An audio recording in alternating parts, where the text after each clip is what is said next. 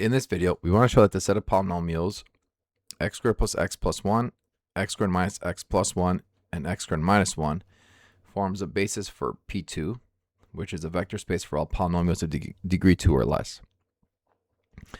So in order to prove that S is a basis of P2, we can use the fact that the dimension of P2 is 3, with the standard basis being x squared, x, and 1.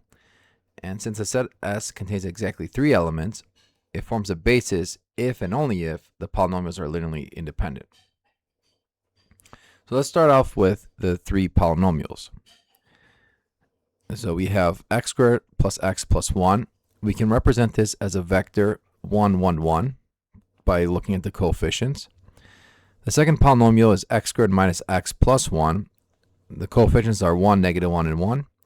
And then finally for x squared minus 1, I'm going to write it as 1x squared plus 0x minus 1, which gives us coefficients of 1, 0, and negative 1. Now we can construct a matrix. So in the first column will be the first polynomial, the second column will be the second polynomial, and the third column will be the third polynomial. Now, we want to show that these are linearly independent. And so we're going to use the fact that the polynomials are linearly independent if and only if the determinant of the matrix is non-zero.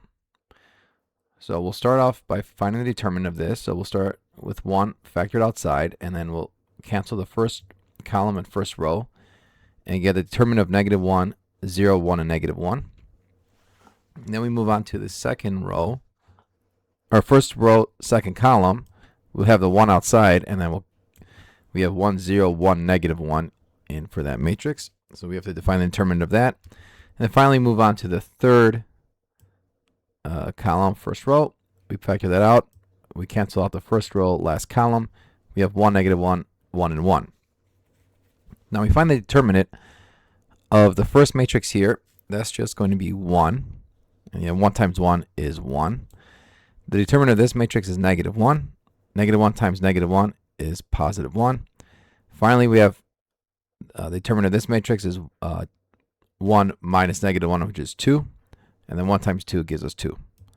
So if we add up 1, 1, and 2, we get 4. And so because the determinant is equal to 4, which is not equal to 0, the coordinates v1, v2, v3, the coordinate vectors v1, v2, v3 are linearly independent.